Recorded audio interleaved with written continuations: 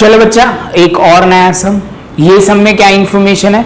तो बच्चा यहाँ पे इंफॉर्मेशन वो दी हुई है, आपको दो लीनियर पेयर दिए गए हैं, आपको इन्फिनिटी सॉल्यूशन बोला हुआ है कि ये दो लीनियर पेयर के इन्फिनिटी मैनी सॉल्यूशन है और आपको के की वैल्यू फाइंड आउट करनी है। फर्स्ट ऑफ ऑल बच्चा यहाँ पे जो इंफॉर्मेशन है वो प्रॉपर पढ़ लेते हैं। Find out the value of K for which of the following system of equation have infinity many solution. तो ये सब है इन्फिनिटी मैनी सॉल्यूशन है। तो इन्फिनिटी मैनी सॉल्यूशन होगा बच्चा, तो आपके दिमाग में क्या आना चाहिए कि सर हमें इतना पता है कि इन्फिनिटी मैनी सॉल्यूशन होगा तो a1 upon a2 is equal to b1 upon b2 is equal to c1 upon c2। तो ये जैसे पहला पॉइंट क्लियर है तो आपको कोई प्रॉब्लम नहीं होगा।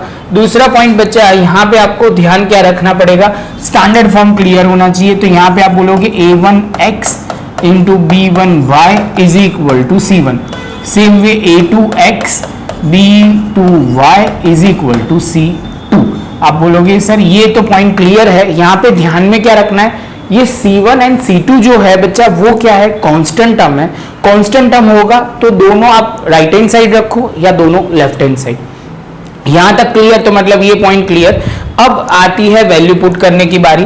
तो यहाँ पे सबसे पहले यहाँ पे देखो तो आप बोलोगे a1 जो है वो है सर 2, a2 जो है वो आप बोलोगे k प्लस 1। क्या है बच्चा? k plus 1। सेम वे बच्चा b1 जो यहाँ पे है वो है 3 और जो b2 जो है वो आप बोलोगे सर यहाँ पे है 2k माइनस 1। क्या है बच्चा? 2k minus 1। सेम वे बच्चा c1 आप बोलोगे 7 है तो c2 यहाँ पे है 4k प्लस 1।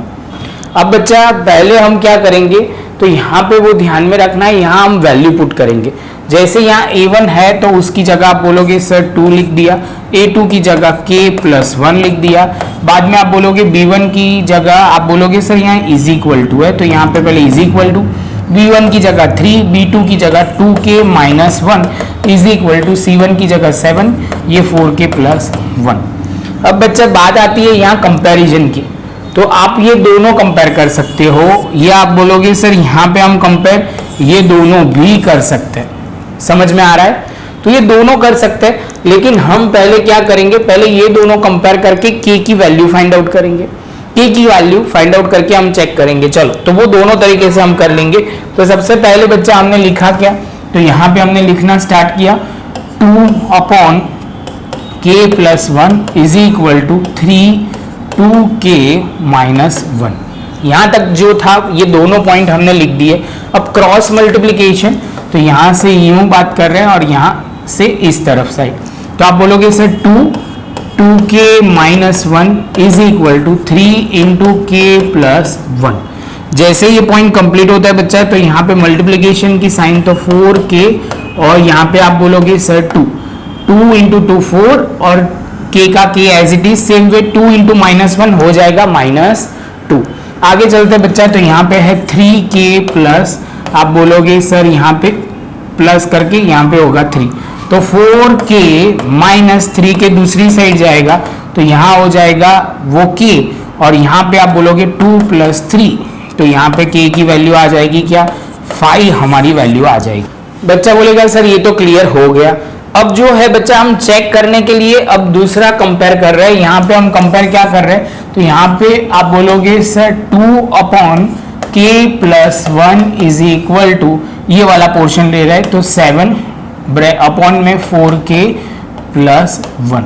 क्रॉस मल्टीप्लीकेशन बच्चा तो 4k प्लस 1 और आगे जो 2 है वो एज इट इज हमने लिखा, यहाँ से हम बात कर रहे हैं। सेम वे यहाँ पे, तो यहाँ पे हमने लिखा 7 इंटू k प्लस 1। ये 2 आप यहाँ पे भी लिख सकते हो, वो फर्क नहीं पड़ेगा, वो मैंने खाली यहाँ लिखा हुआ है। 2 4 जा तो आप बोलोगे 8k यहाँ पे प्लस 2 ये आ गया। सेम वे आप बोलोगे 7k सर और आप 7 इंटू 1 करोगे तो प्लस 7 हो जाएगा।